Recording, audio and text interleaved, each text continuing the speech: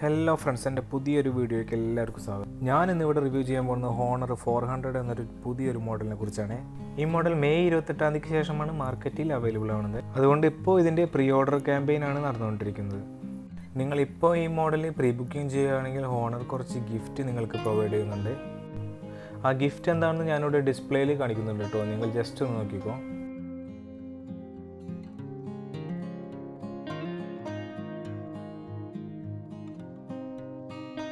പിന്നെ അതൊന്നും കൂടാതെ ഫോണിൻ്റെ ഇൻസൈഡ് വരുന്ന ആക്സസറീസ് ആണ് കേട്ടോ ഞാൻ ഈ കാണിക്കുന്നത്. ഇതിൽ ഒരു ട്രാൻസ്പെറൻറ്റ് കേസ് വരുന്നുണ്ട് നമുക്ക്. അത് ക്ലിയർ കേസാണ്, അത് അത്യാവശ്യം ക്വാളിറ്റി ഉള്ള കേസാണ്.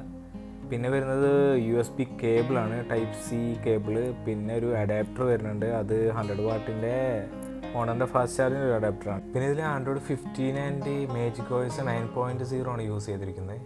ഹോണർ 200 സീരീസിന് വെച്ച് കമ്പയർ ചെയ്ത് നോക്കുന്നത് വെച്ചാൽ ഒരു നല്ലൊരു ഡിസൈനിങ് ആണ് അവർ ഈ 400 സീരീസിന് കൊണ്ടുവന്നിട്ടുള്ളൂ. ക്യാമറേൻ്റെ ഷേപ്പായാലും ഫ്ലാഷിൻ്റെ ഒക്കെ ഷേപ്പായാലും നല്ലൊരു ഡിസൈനിലാണ് അവർ കൊണ്ടുവന്നിട്ടുള്ളത്.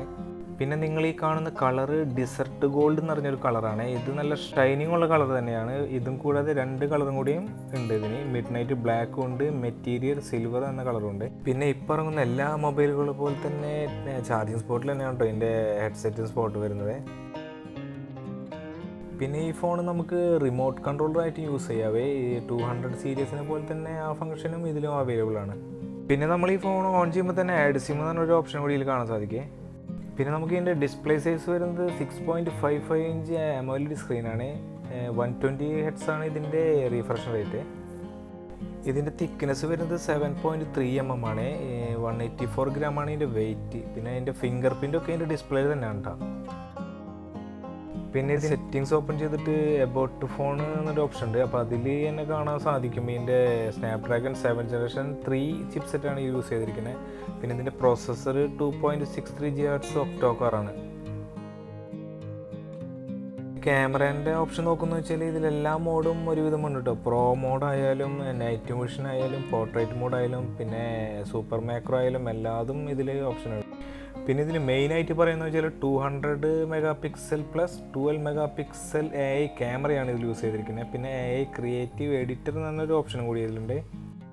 പിന്നെ ഇതിൽ 4K UHD വീഡിയോ റെക്കോർഡിംഗ് ഉണ്ട്. 50 MP ആണ് ഇതിൻ്റെ ഫ്രണ്ട് ക്യാമറ വരുന്നത്. പിന്നെ ഒരു കാര്യം വിട്ടുപോയിട്ട് 6000 mAh ആണ് ഇതിൻ്റെ ബാറ്ററി കപ്പാസിറ്റി വരുന്നത്. പിന്നെ 100 വാട്ട്സ് ആണ് ഇതിൻ്റെ ചാർജിങ് സപ്പോർട്ട് വരുന്നത്. പിന്നെ 5 വാട്ട്സ് റിവേഴ്സ് ചാർജും ഇതിൽ സപ്പോർട്ടാണ്. പിന്നെ ഇതിൽ 30x വരെ നമുക്ക് സൂമിങ് ചെയ്യാൻ പറ്റുന്നുണ്ടോ. ഇതിൻ്റെ ക്യാമറ ക്വാളിറ്റി എന്ന് പറഞ്ഞാൽ ഒരു രക്ഷയില്ല, അടിപൊളി ക്യാമറ തന്നെയാണ്. പിന്നെ ഇതിൽ വേറെ ഫോണിൽ വീഡിയോ എടുക്കുന്നുണ്ട് നിങ്ങൾക്ക് ചിലപ്പോൾ ഇതിൻ്റെ ക്ലാരിറ്റി അതിൻ്റെ ക്വാളിറ്റി മനസ്സിലാവാൻ സാധിക്കില്ല കേട്ടോ.